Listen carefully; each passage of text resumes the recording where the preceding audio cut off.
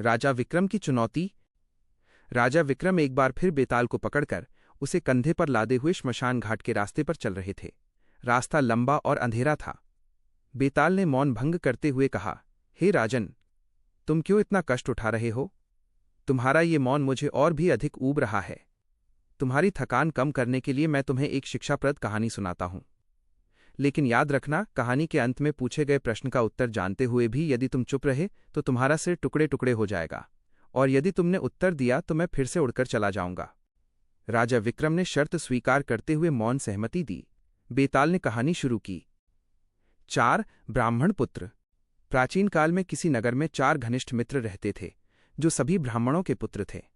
वे चारों बड़े हो गए थे, लेकिन उनमें से केवल 3 ही वेदों और शास्त्रों के ज्ञाता थे तथा उन्होंने अद्भुत सिद्धियां, जादुई शक्तियां प्राप्त की थीं। चौथा पुत्र, जिसका नाम शक्तिधर था, केवल बुद्धिमत्ता में निपुण था, लेकिन उसने कोई शास्त्रीय ज्ञान या सिद्धि प्राप्त नहीं की थी। एक दिन उन चारों ने विचार किया कि उन्हें अपनी विद्या और कौशल का उपयोग करके धन कमाना चाहिए। उन्होंने एक धनी राज्य की ओर यात्रा शुरू की। जंगल में सिद्धियों का प्रदर्शन। जब वे एक घने जंगल से गुजर रहे थे तो उन्हें रास्ते में एक जानवर की हड्डियां बिखरी हुई मिली। पहला ब्राह्मण पुत्र, जो अपनी विद्या पर बहुत घमंड करता था, बोला, देखो, हम अपनी सिद्धियों का परीक्षण कर सकते हैं। मैं इस मृत जीव को पुनर्जीवित कर सकता हूं। दूसरा ब्राह्मण पुत्र बोला, ये बहुत अच्छा विचार है।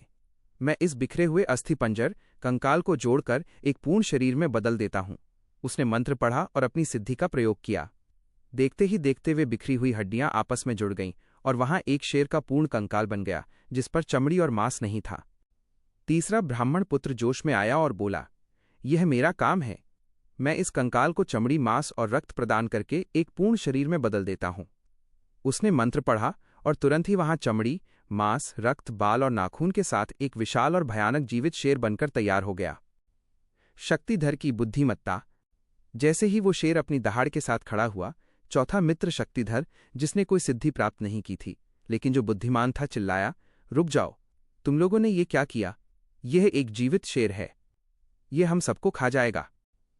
शक्तिधर ने अपने तीनों मित्रों को सावधान किया और कहा, तुमने अपनी विद्या का प्रयोग एक ऐसे जीव को बनाने में किया है जो केवल विनाशकारी है। विद्या का उपयोग रचनात्मक और कल्याणकारी होना चाहिए, न कि विनाशकारी। मैं तुम सबसे प्रार्थना करता हूं कि अब तुम इसे पुनर्जीवित करने का प्रयास मत करो। लेकिन तीनों विद्वान ब्राह्मण पुत्रों ने उसकी बात पर ध्यान नहीं दिया। वे बोले, हे मूर्ख, तूने तो कोई विद्या सीखी ही नहीं। तू हमें हमारी सिद्धि दिखाने से क्यों रोक रहा है? ये हमारी विद्या का अपमान है। तीसरे पुत्र ने कहा, अब मैं इसमें प्राण जीवन डालूंगा। यही मेरी विद्या का चरम है। शक्तिधर ने अंतिम बार उन्हें रोकने की असफल कोशिश की। जब उसने देखा कि वे अपनी विद्या के अहंकार में पूरी तरह डूबे हुए हैं और उसकी बात नहीं मानेंगे, तो उसने जल्दी से अपनी बुद्धिमत्ता का उपयोग किया। उसने अपने तीनों मित्रों से कहा, तुम लोग अपनी सिद्धि पूरी करो, लेकिन कृपया मुझे ये अंतिम बार मौका दो कि मैं अपनी बुद्धिमत्ता से एक आखिरी काम कर सकूं। जैसे ही तीनों सिद्धियां वाले मित्र उसे उपहास की दृष्टि से देखने लगे, शक्तिधर तेजी से पास के एक ऊंचे पेड़ पर चढ़ गया। जैसे ही शक्तिधर पेड़ पर पहुंचा, तीसरे मित्र ने मंत्र पढ़कर उस शेर के शरीर में प्राण फूंक दिए। परिणाम, जैसे ही शेर जीवित हुआ और उसकी आंखें खुलीं, उसने अपने सामने खड़े 4 जीवों को देखा। भूख और सहज वृत्ति से प्रेरित होकर उस भयंकर शेर ने तीनों सिद्ध ब्राह्मण पुत्रों पर हमला कर दिया और उन्हें पलक झपकते ही मार डाला और खा गया। जब शेर अपना भोजन समाप्त कर चुका, तब वो दहाड़ता हुआ जंगल में चला गया। शक्तिधर, जो अपनी बुद्धिमत्ता के कारण सुरक्षित था, बहुत दुखी हुआ। उसने पेड़ से उतरकर अपने मित्रों के अंतिम संस्कार की व्यवस्था की। उसने महसूस किया कि केवल किताबी ज्ञान, शास्त्र ज्ञान या सिद्धियां ही सब कुछ नहीं है। उन्हें सही समय पर उपयोग करने वाली बुद्धिमत्ता ही जीवन बचाती है और सफलता दिलाती है।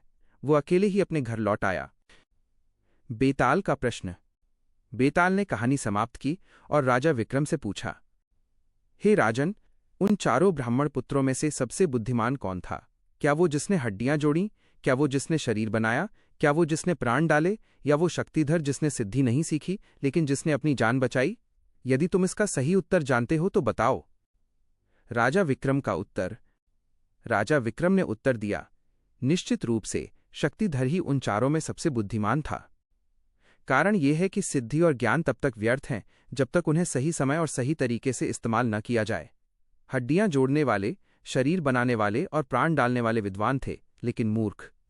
उन्होंने अपनी विद्या का उपयोग स्वविनाश के लिए किया। उन्होंने ये नहीं सोचा कि शेर को पुनर्जीवित करने का अंतिम परिणाम क्या होगा। शक्तिधर के पास भले ही शास्त्रीय ज्ञान या सिद्धि नहीं थी, लेकिन उसके पास विवेक, बुद्धिमत्ता था। उसने परिणाम का अनुमान लगाया और अपने जीवन को बचाने के लिए बुद्धिमानी से पेड़ पर चढ़ने का निर्णय लिया। इसलिए जीवन और मृत्यु के इस गंभीर संदर्भ में वो एकमात्र बुद्धिमान व्यक्ति था। बेताल का पलायन।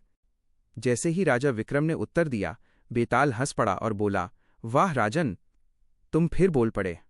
शर्त टूट गई। ये कहकर बेताल राजा के कंधे से उड़ा और वापस अपने पेड़ पर चला गया, और राजा विक्रम को उसे पकड़ने के लिए फिर से लौटना पड़ा। कहानी की शिक्षा। इस कहानी की सबसे बड़ी शिक्षा ये है कि ज्ञान नॉलेज शक्ति है, लेकिन विवेक, विजडम, उससे बड़ी शक्ति है। बिना विवेक के ज्ञान विनाशकारी हो सकता है।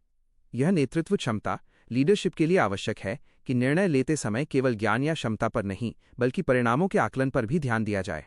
क्या आप बेताल की कोई अन्य कहानी सुनना चाहेंगे, या आप